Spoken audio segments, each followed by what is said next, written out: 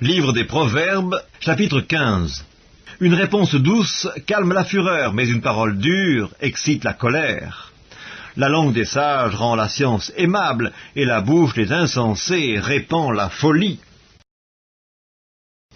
Les yeux de l'Éternel sont en tout lieu, observant les méchants et les bons. La langue douce est un arbre de vie, mais la langue perverse brise l'âme.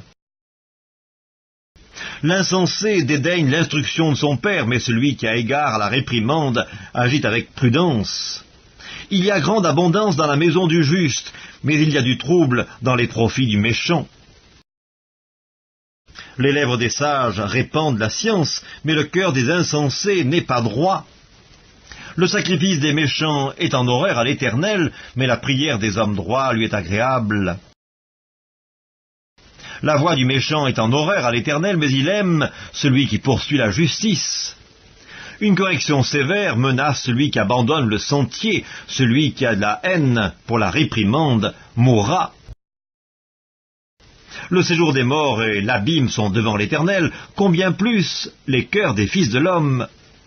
Le moqueur n'aime pas qu'on le reprenne, il ne va point vers les sages. Un cœur joyeux rend le visage serein, mais quand le cœur est triste, l'esprit est abattu. Un cœur intelligent cherche la science, mais la bouche des insensés se plaît à la folie. Tous les jours du malheureux sont mauvais, mais le cœur content est un festin perpétuel. Mieux vaut peu avec la crainte de l'Éternel qu'un grand trésor avec le trouble. Mieux vaut de l'herbe pour nourriture là où règne l'amour qu'un bœuf engraissé si la haine est là.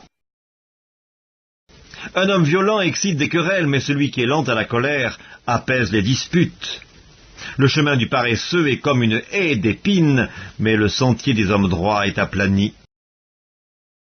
Un fils sage fait la joie de son père, et un homme insensé méprise sa mère.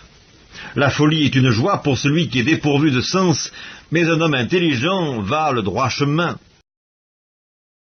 Les projets échouent faute d'une assemblée qui délibère, mais ils réussissent quand il y a de nombreux conseillers. On éprouve de la joie à donner une réponse de sa bouche, et combien est agréable une parole dite à propos. Pour le sage, le sentier de la vie mène en haut, afin qu'il se détourne du séjour des morts qui est en bas. L'Éternel renverse la maison des orgueilleux, mais il affermit les bornes de la veuve. Les pensées mauvaises sont en horreur à l'Éternel, mais les paroles agréables sont pures à ses yeux. Celui qui est avide de gain trouble sa maison, mais celui qui a de la haine pour les présents vivra.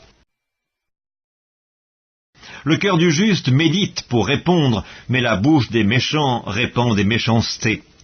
L'Éternel s'éloigne des méchants, mais il écoute la prière des justes. Ce qui plaît aux yeux réjouit le cœur, une bonne nouvelle fortifie les membres. L'oreille attentive aux réprimandes qui mènent à la vie fait son séjour au milieu des sages. Celui qui rejette la correction méprise son âme, mais celui qui écoute la réprimande acquiert l'intelligence. La crainte de l'Éternel enseigne la sagesse, et l'humilité précède la gloire.